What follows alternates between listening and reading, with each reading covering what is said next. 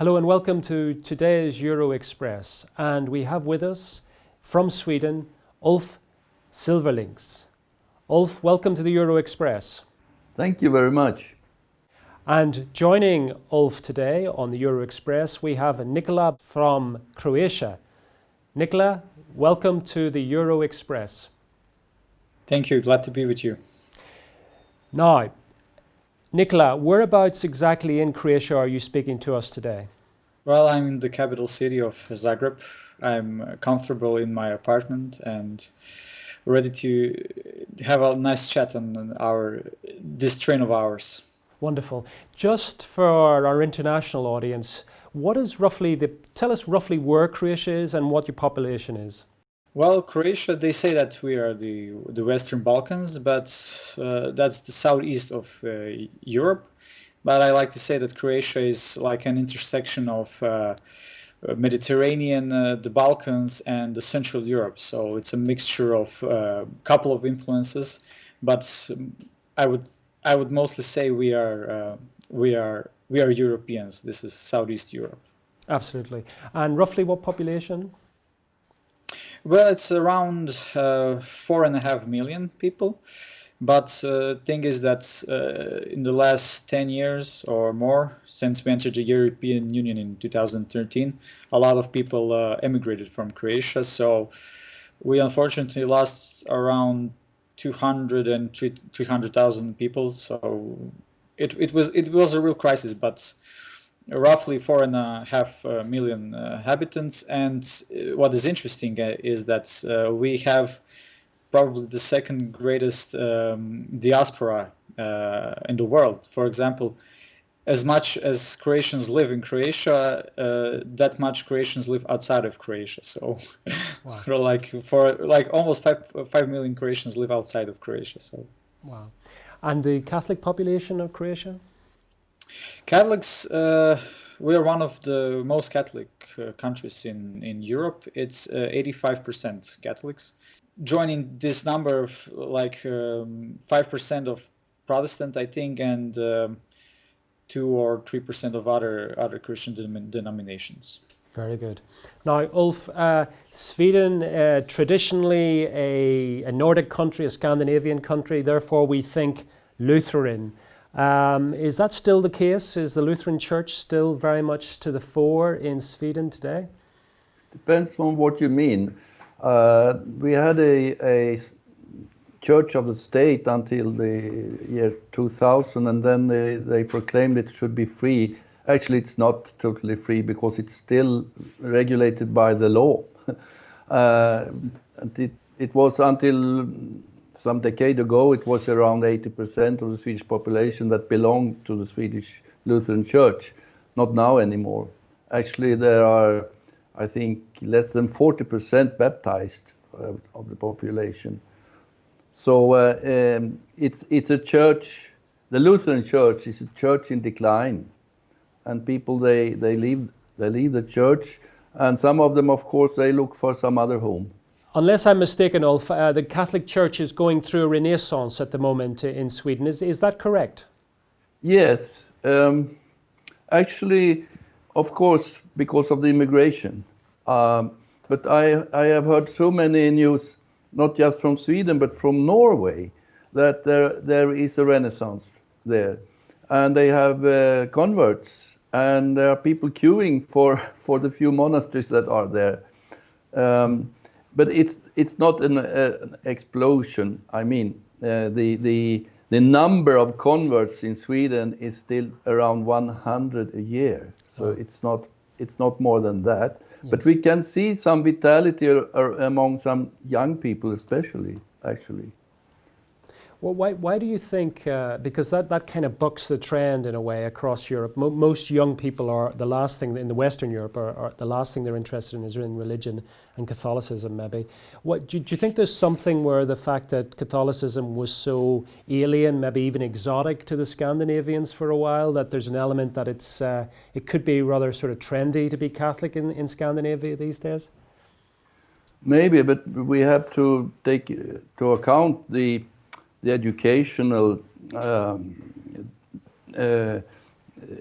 silence about our Catholic history. And if you enter a museum, even the big museum of history, the historical museum here of the state, everything is in past form, you know, that Catholic people were Catholic, the Catholicism did do that, they believed that, and so on. So they give an impression that this is something that belongs to the history. And we are just around 1 to 2% of the population that are Catholic, and it's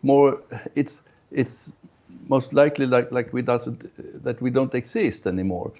But then if you go to the cathedral here, 5 minutes from me, where I am, normally it's full. We receive 2,000 believers every Sunday in 5 or 6 masses, and no Lutheran church can count with that. Yes. So the reason why we don't have more converts, I think it's ignorance, and it's lack of education, lack of knowledge. Yes. So that's why I think we have a mission not only for our Catholics, but for many. Yes. There's a kind of correlation, is there not, gentlemen, between Sweden, which had a Catholic past, which was then wiped clear by the Reformation, and Nikola, in more recent times, in Croatia or former Yugoslavia, you had a Catholic past which was obliterated by communism, which are now sort of coming out of. Do you see a sort of parallel with the Swedish experience in that regard? Yes, we could definitely make a parallel between Sweden and Croatia. As you said, Kevin, when the communists came to rule Croatia, and then the second Yugoslavia, the communist Yugoslavia, in 1945, there was a big persecution of the church for maybe 5 to 15 years. It depends how. It depends in the intensity. But there was a big persecution. A lot of priests and nuns, religious, were killed, and even our cardinal, the blessed Aloysius Stepinac, he was persecuted, and he died a martyr because he was poisoned in his prison, and then in his home, whether he was kept where he was kept in, let's say, like a home jail. So that's one thing. The other thing is, as Ulf mentions, education.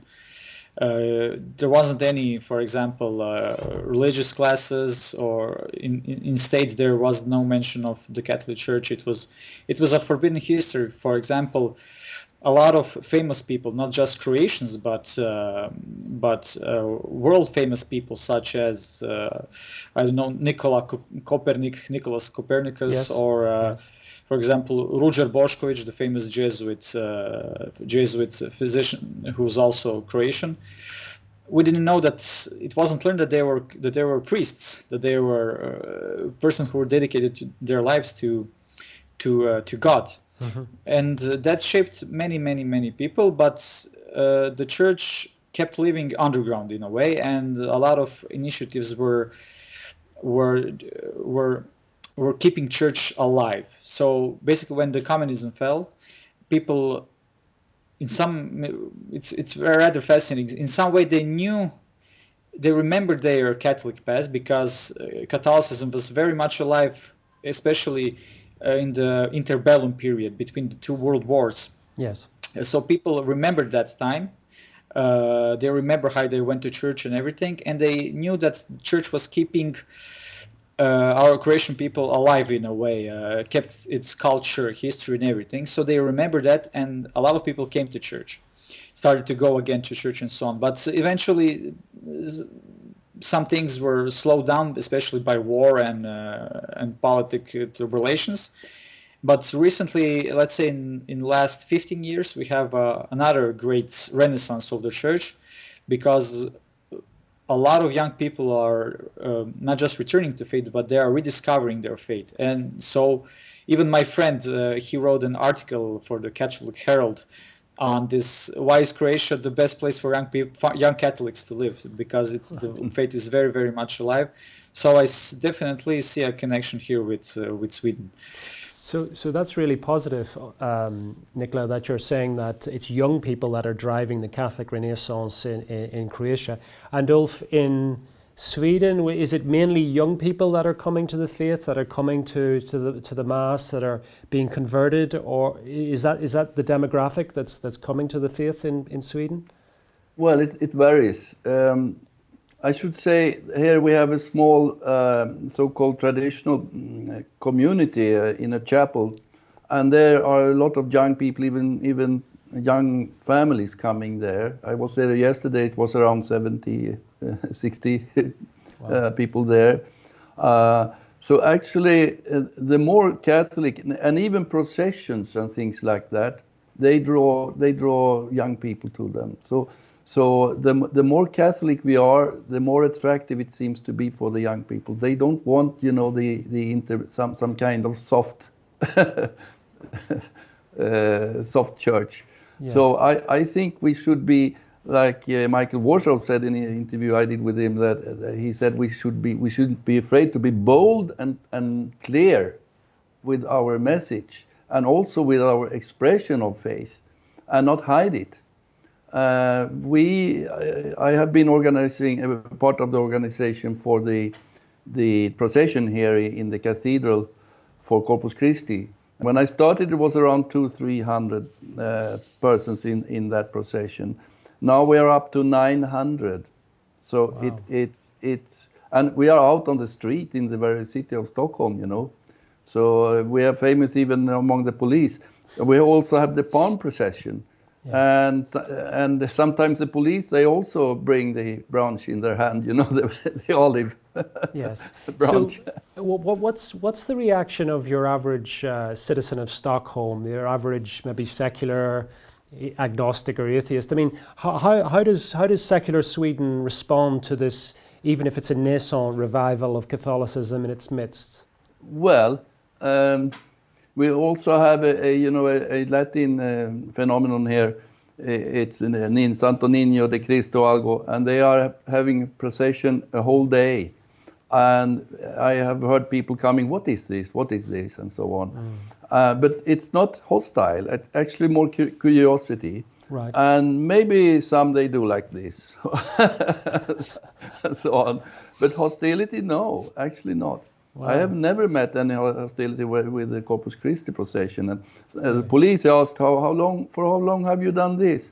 Well, I said, since 1367, with some small pause, the so-called Reformation. But when we started again 100 years ago. I love that. So, Nikola, is there processions and sort of devotional life? Is that very strong in Croatian? Is it very much part of Croatian Catholicism? Oh yes. Despite, as you mentioned, communism, a lot of traditions survived.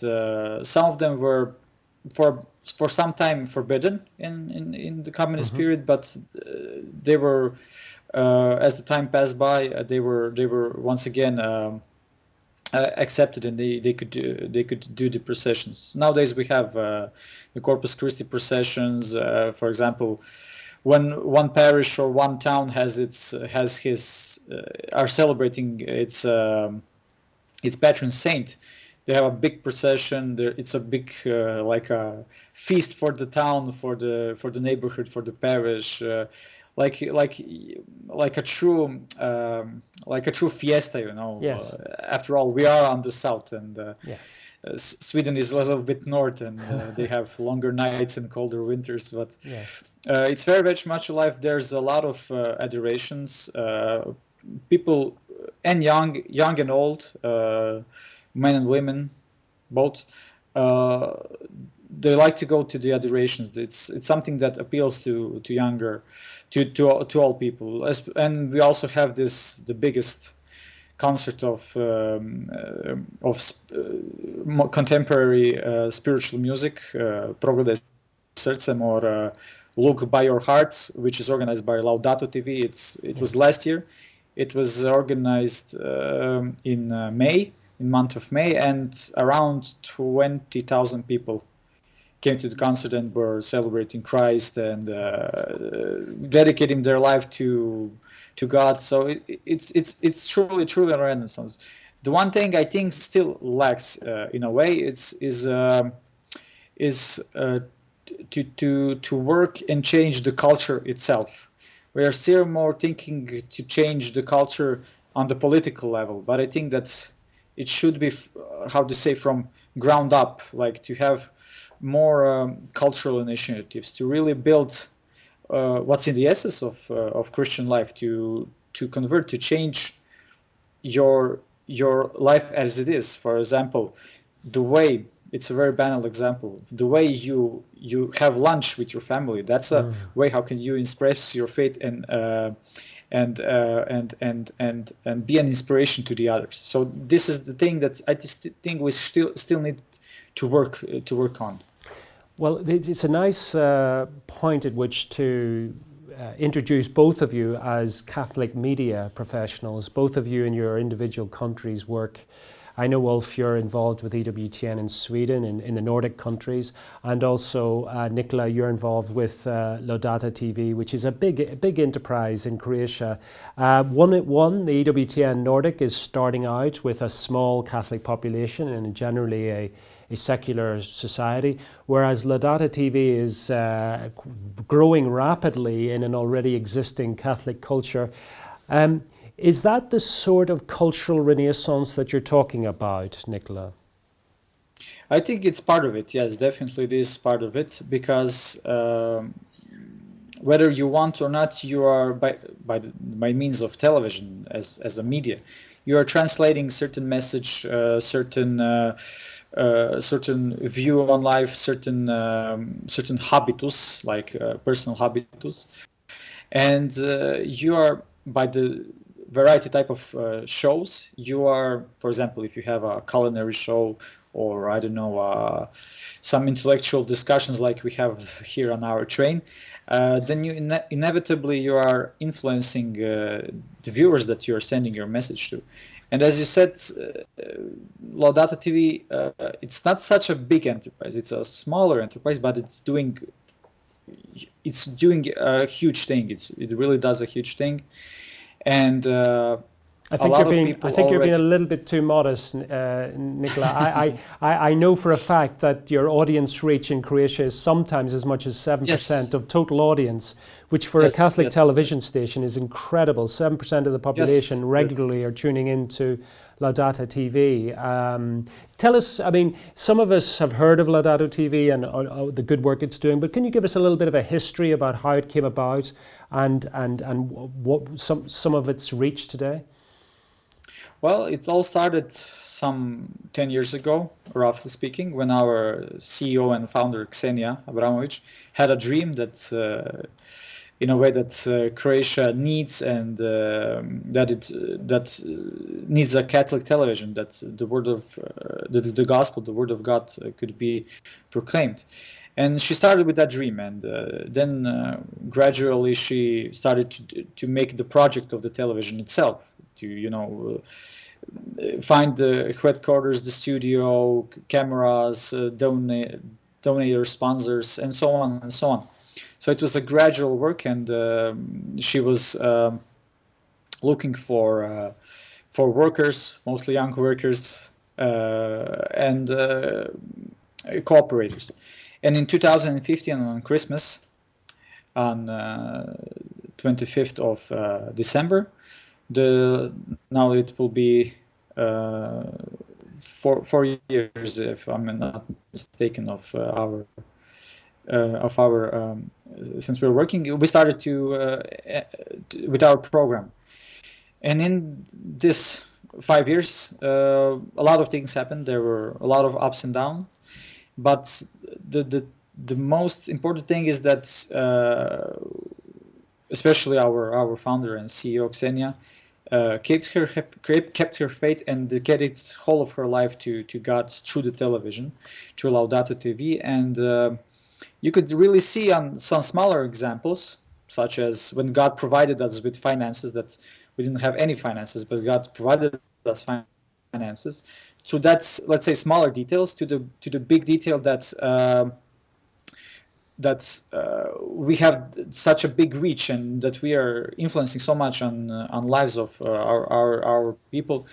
You can see that it's a miracle, that this is God, that television station God's miracle, and that the key, briefly, the key for the new evangelization is to give whole of your life to the Holy Spirit, basically to God. Wow. Dedicate your entire self to God. Just I mean, Laudate TV, is it 24/7 in terms of its broadcast? Yes, 24/7. And give us some idea of the programming and how you're linked. You're an affiliate of EWTN, is that correct? Yeah, we are friends and affiliates, partners with EWTN. They provide us with a couple of shows, their own production. It depends what we like, what the Croatian audience could find appealing, and so on. But our program mostly consists from our own TV shows, around 15 on them, if I'm not mistaken, our own production. So basically, there are like series for strictly for families. For example, we have this culinary show, but it's basically families gathered around the table. They are cooking something, then they basically sharing their own experience and faith around table. We have what's basically traditional for Catholic television, to have news from Rome, from the Pope. What's the latest news around the Vatican? A show about sports, faith in sports in a way. Wow. We have. I mean, it's just basically every. I could go on forever. I think it's basically every part of life that that we can connect with faith, that we can recognize God in everything that we do, actually. That's wonderful. It's truly Catholic. Ulf, you're at the other end of the spectrum up there in Sweden. You're starting EWTN more or less, or it's been starting. How many years has EWTN Nordic been running now? Is it 2 or 3 years? Oh, but I worked since 2008 with it. And the problem here is to find primary human resources. We are too few, and we have full-time work all working with this. I'm still teaching under 20%, so that's a problem. But I would like to add something about the sorry, Kevin, maybe I will not change the topic, but many people, they say that the Nordic people, they are so secularized and they don't believe in anything. But it's not true, because we love the nature. And Nikola is expert on one of our poets, Thomas Tranströmer, and he knows that he starts with impressions, experience of the nature, but it always ends in something existential. So it is there. The questions are there, and we could admire the creation. Some days ago, the 30th of September, it was an eremite who died in Norway. His story is fantastic. He came from US 1967, and he died 88 years old now, to create just a small chapel out in the wilderness in Norway. And he just prayed. He's Trappist. He followed the rule. They go to bed 7 o'clock in the evening, and they go up 2 o'clock in the night, and they pray for us all night when we sleep. And then normal Norwegian secularized people came there to have some advices from him. It was hard to come there. So, and actually our few monasteries, they have also visitors from non-Christians, actually. So we shouldn't, that's why I still maintain to believe that this project will come forward. But we have problems like anyone has had. Sure.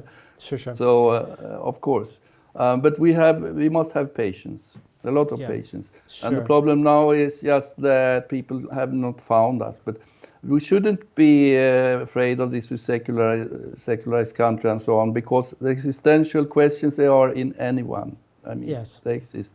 And I guess as well, Ulf, I mean, going from the Croatian experience, 10 years ago they were just starting, and now they're expanding at a rate of knots. Okay. These things take time. I mean, I Let's know. pray. Well, yes, we have to compare absolutely, with Xenia, please. absolutely. But we also know that, though, as Nikola has said, the Holy Spirit's in charge and has His own time on these matters. So. But I mean, just on that, I mean, how do you see in time, in due course, how do you see EWTN or Catholic media in general evangelizing, re-Christianizing the Nordic countries? What would be, as much as you can see at the moment? The history is important because we have the history of the imperial Sweden, and it, you know, the Catholic history was not there, and if it was there, it was false. So I think we have to educate, and I think in the style that another EWTN program, Vaticano, they are educating us about history, and then maybe some people say, but shouldn't you work with conversion and mission? Well, the history of Sweden is the history of Christian Sweden is the history of conversions from the Vikings and the other people, and it was quick, and the churches, they came to be in 100 to 200 years. I think we have to do some programs of that, and then also we must, I think, have our own profile up here with good documentaries. I don't know if you know about the pilgrimage of the relics of Saint Therese of Lisieux and her parents. It was totally impossible project that they should transfer the relics all around the Nordic countries, even Iceland. Right. And all the bishops of the Nordic Bishops' Conference said, no, relics. The relics in Lutheran country? No. It will just create some suspicion and hatred and everything. But our bishop, Cardinal Arborelius, he said, why not? We try. And it was totally unannounced. It was 2 years ago now in 2018.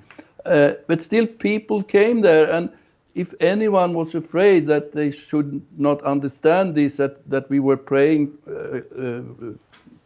adoring some bones, no, that was a natural inspiration to pray, nothing more. And we were so surprised. People came from nowhere, and they knew exactly how to behave with relics and what it was, and it was no superstition at all. And even Iceland. That's incredible. Then they open up some windows for us that this is not a hostile country against true Catholicism. Just if we present it in the right way, the Nordic way.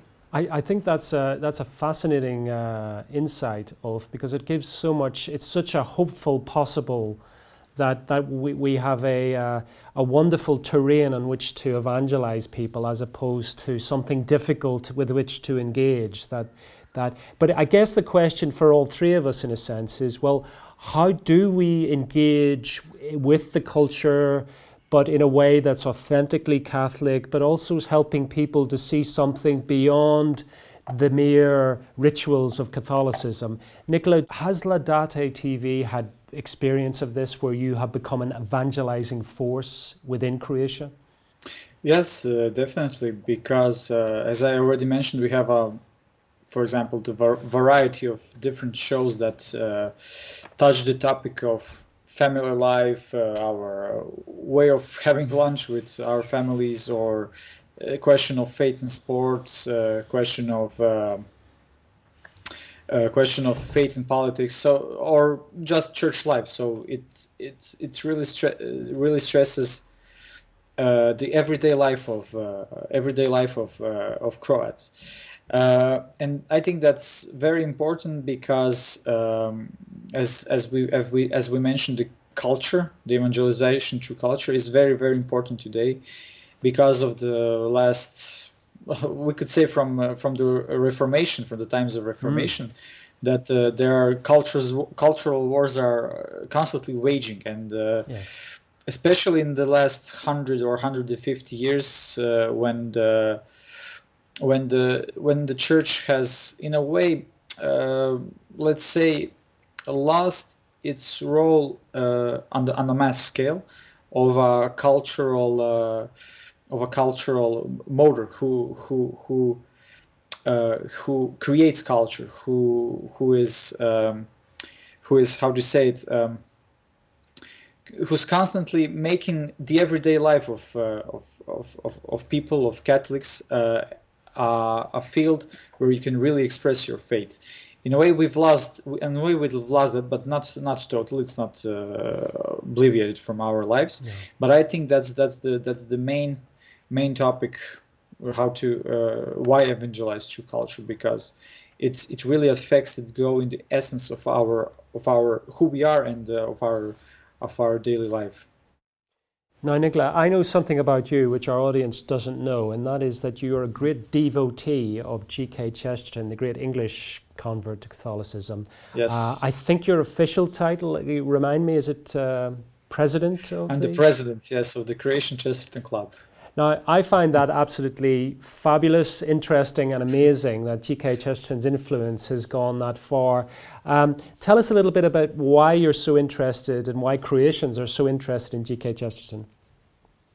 I would prefer to start why Croatians are so interested with Chesterton, and Yes. I think we are actually touching the topic here, evangelizing through culture, and Yes. who English people really have.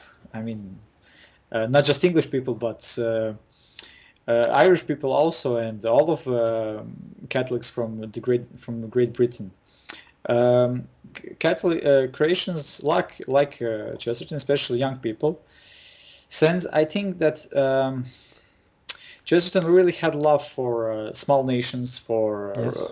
common people, and he really loved faith. And I think that his approach to faith, that it's something creative, something strong, that really builds you as a person. For example, when you read Chesterton, you are touched in mind and in heart. So he's a complete thinker. He touches all topics, but he's addressing the total human being, and he really not just that he encourages faith in people, but he also encourages them to live their life more fully, to really live their life as God intended that we live our life.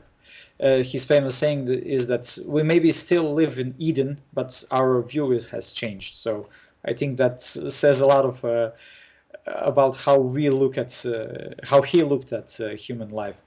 So I think that's why Croatian people love Chesterton, because he really makes them feel good about life, about God, about church, about their faith, and they can discover why can they be proud to be not just Catholics but Croatians, and that is especially important for smaller nations. I think, Kevin, you know what I'm speaking about,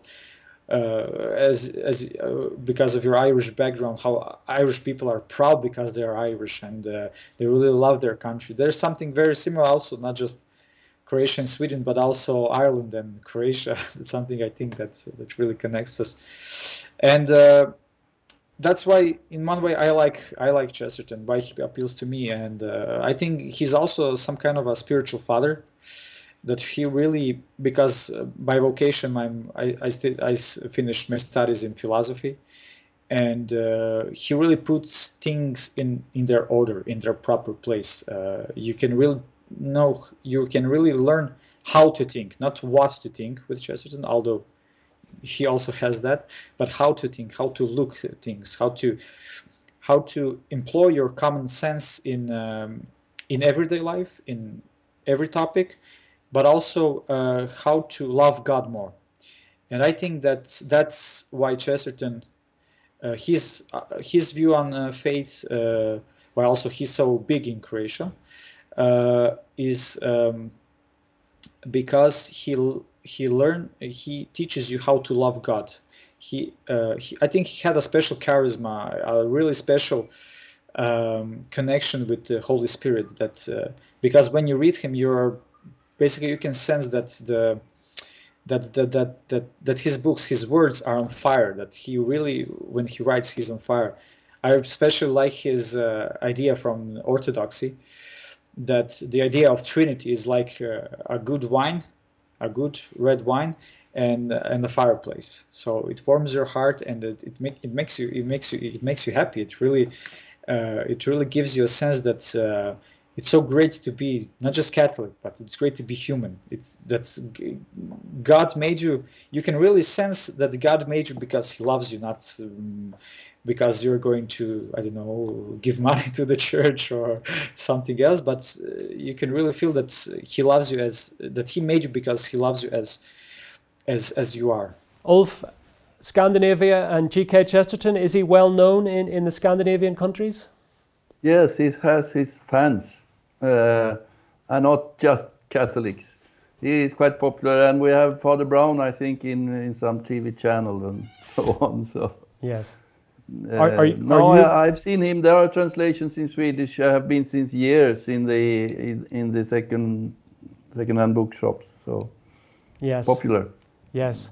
I'm just wondering, Nikola, in Croatian, because Chesterton's English, he's a great stylist in the English language, and he used paradox a lot and playing on words and that sort of thing. Does that translate into the Croatian translations? Well, I will tell you a secret. I've translated 3 Chesterton's books. Wow. That's The Catholic Church and Conversion, yep, The Superstition of Divorce, and St. Thomas Aquinas. Wonderful.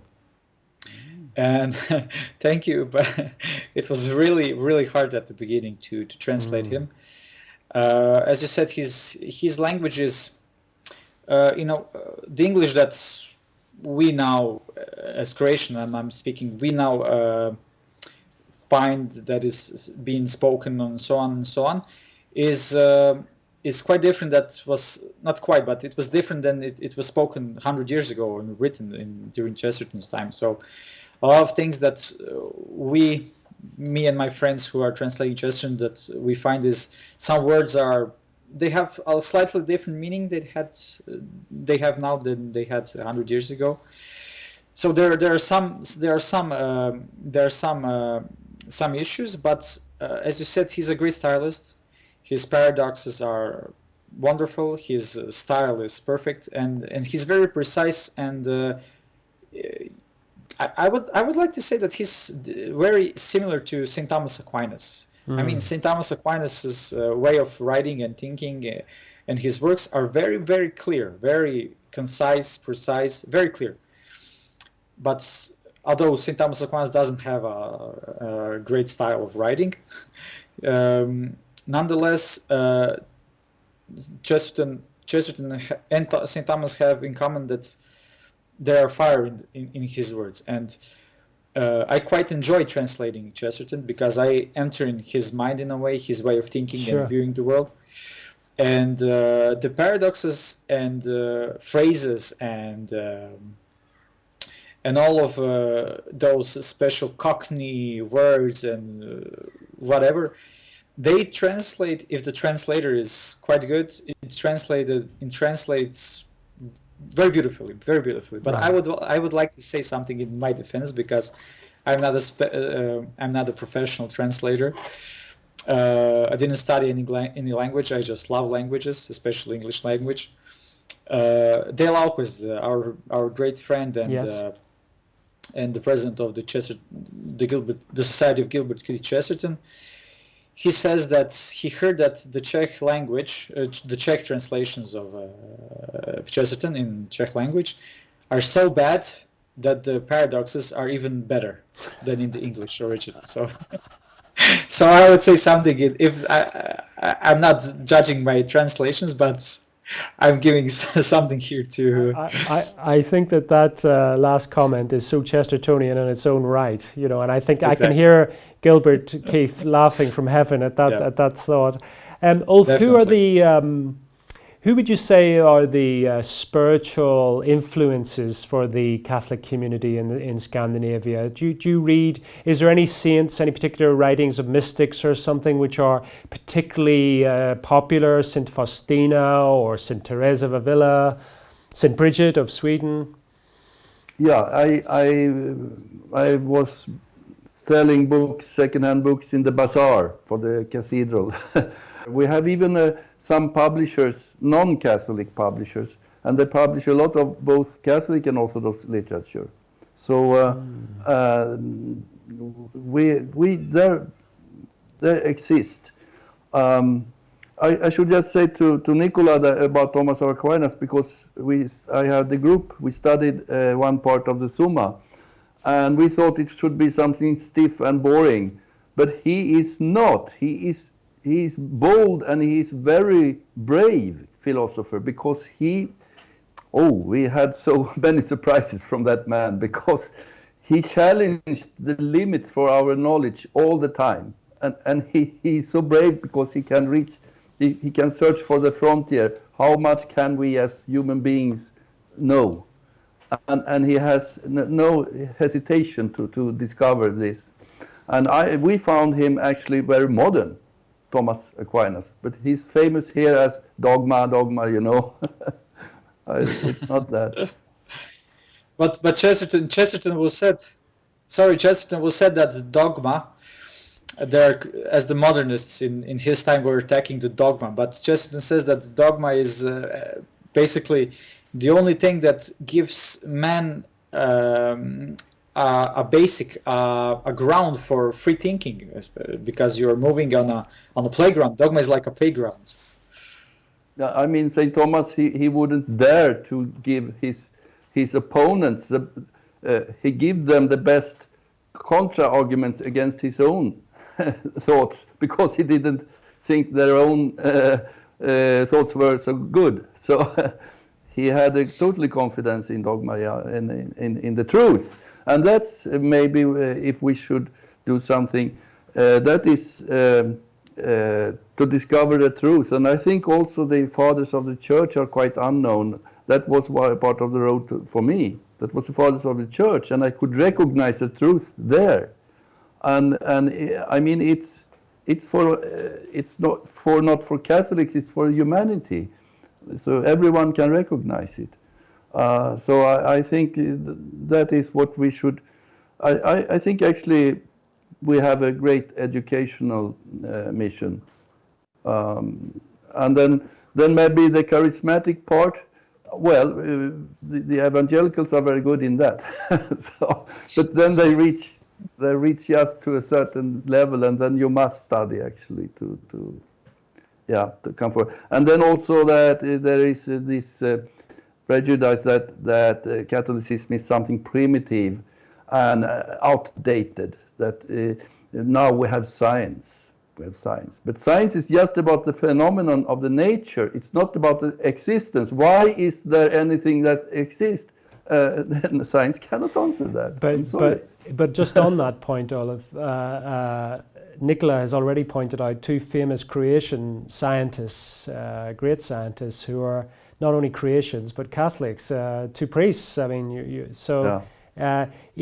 these are part of the myths of modern times. You know, it's very interesting what you're saying about Scandinavia and this interest in a kind of rigorous intellectual Catholicism, because St. Thomas Aquinas is not for the faint-hearted. But once you get into it, it's very, very interesting. And maybe we think, and going back to what you were saying, Nikola, about young people, that they want full Catholicism. They don't want any watered down, either spiritually, intellectually, or morally. They want the full Catholic experience, the full Catholic truth, or not at all. Because if they wanted watered down morals, watered down spirituality, indifferent to the rest intellectually, I mean, you can get that anywhere else, right? You can get that in Lutheranism, in Scandinavia, or a lot of the Protestant churches across Europe that are starting to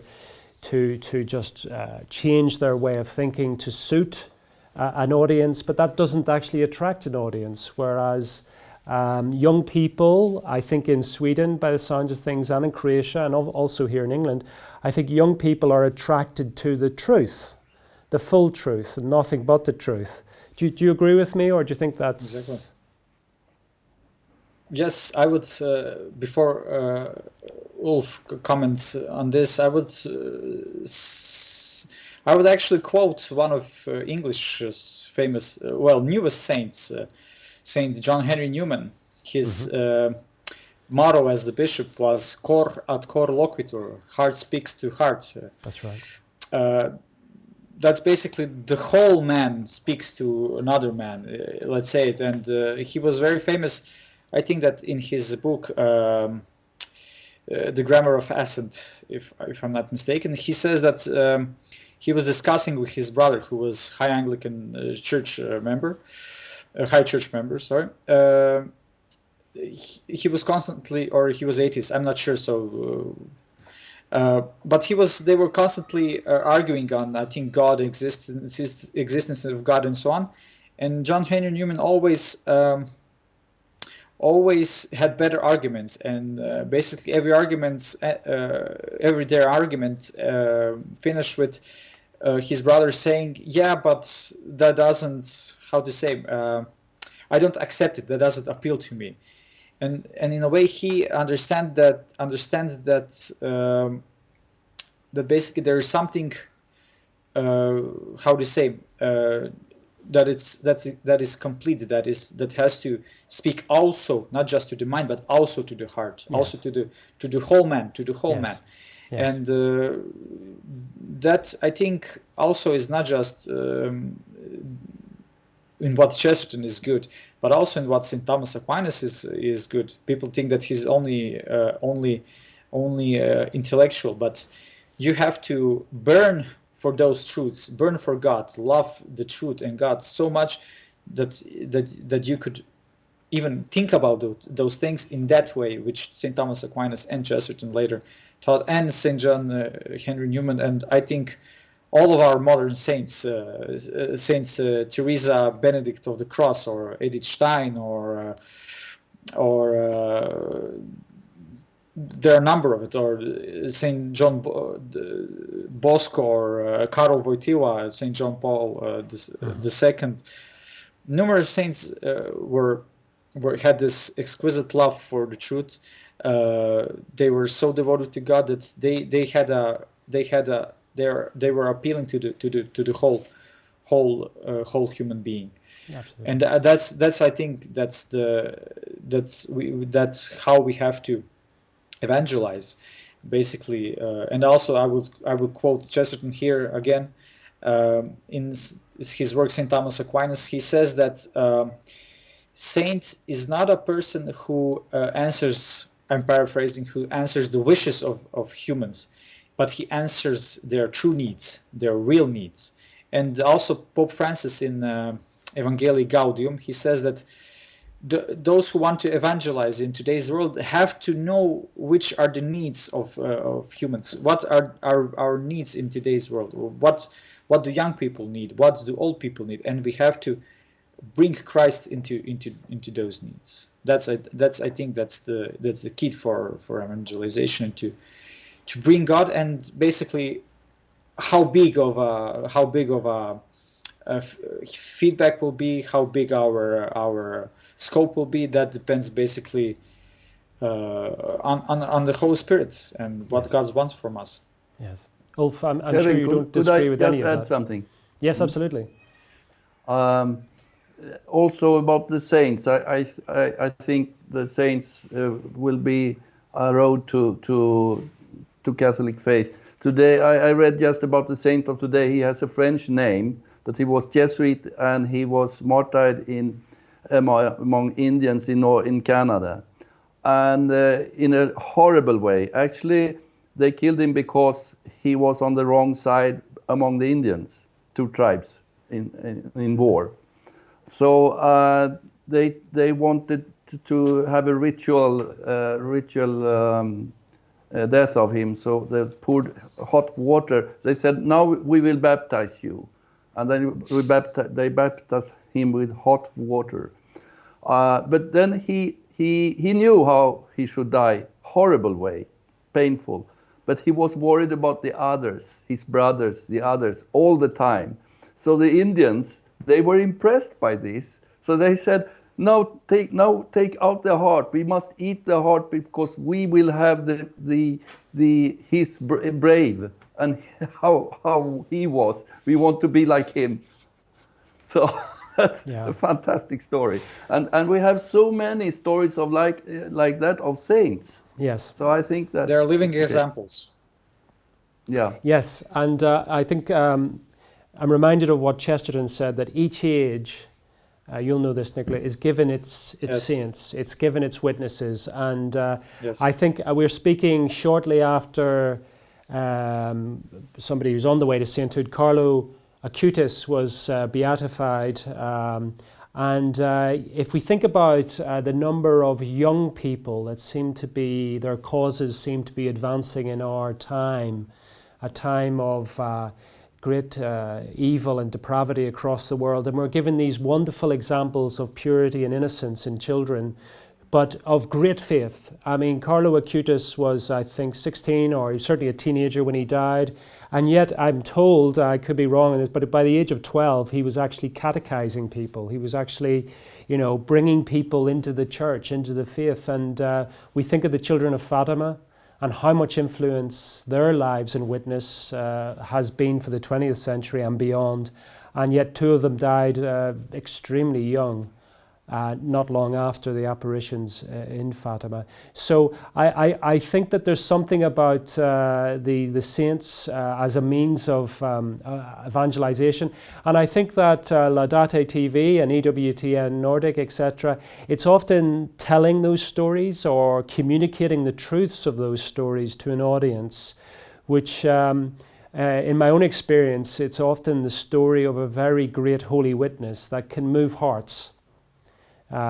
Which moves hearts and then moves people to maybe read Thomas Aquinas in the Summa Theologica and so on.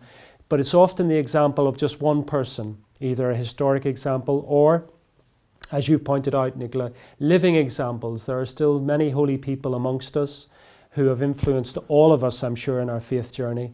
And that we have to pray. And I see part of our role as giving a platform to that, to make sure that there are people who know about that. Well, gentlemen, we have come to the end of the line on our European excursion from the Nordic north down into the warmer Mediterranean south of Croatia.